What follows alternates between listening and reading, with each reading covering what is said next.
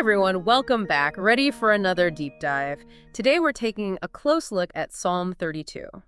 Awesome. We'll be using the New Living Translation for this one. Okay, sounds good. So this psalm, it's attributed to King David, and it's all about forgiveness, confessing our mistakes, and that amazing feeling of freedom that comes when we're right with God. Yeah, such powerful stuff. We're going to unpack the key insights here, see what this ancient text has to tell us today. What do you say? Ready to jump in? Absolutely, let's dive in. Right. So right off the bat, in verse 1, there's this incredible declaration of joy. Oh, what joy for those whose disobedience is forgiven, whose sin is put out of sight. What hits you when you read those opening lines? Well, first of all, the word joy, it's not just relief or peace, it's straight up joy. That's a pretty big deal. Right. It sets the tone for the whole psalm. This is serious business, but it's also about experiencing deep happiness. Absolutely. Yeah. And then verse 2 just doubles down on that feeling, talking of the happiness of those whose guilt the Lord has cleared and who live honestly. It's not just about getting off the hook. It's about that internal transformation. What happens when we're not carrying around all that baggage anymore? Right, because we all know what it feels like to hold on to those unacknowledged mistakes. It can weigh you down. Oh, for sure. Yeah. And the psalm doesn't shy away from that. In verses 3 and 4, David paints this vivid picture of what he went through before he confessed his sin. It's raw. His body wasting away, the constant groaning, feeling the weight of God's discipline. It's like that stress and worry we all feel, but on another level. Exactly. And he even says his strength evaporated like water in the summer heat. You can practically feel that draining, that depletion that comes from carrying that unconfessed guilt. Such a powerful image. And it really highlights how this isn't just some abstract spiritual concept. It affects our whole being. Totally. Which makes the turning point in verse 5 all the more striking. Right. David comes right out and says, "Finally, I confessed all my sins to you and stopped trying to hide my guilt." Just this simple, direct statement of taking responsibility. And the result is instant. And you forgave me. All my guilt is gone.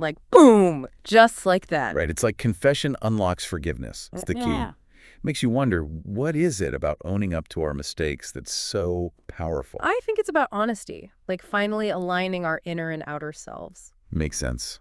Then verse 6, it broadens things out a bit. It's like an invitation to everyone who's devoted to God. It says to pray while there's still time to find that same forgiveness and protection. Before facing the consequences, right? Exactly. And that leads to this beautiful image in verse 7. God is described as a refuge, a protector surrounded by songs of victory.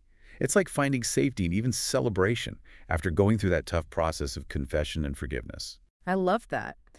So now we move on to verses 8 and 9, and here we see this direct guidance, God's promising to lead and watch over. Right, but then there's that warning, too, about not being like a senseless horse or mule that needs to be controlled by force.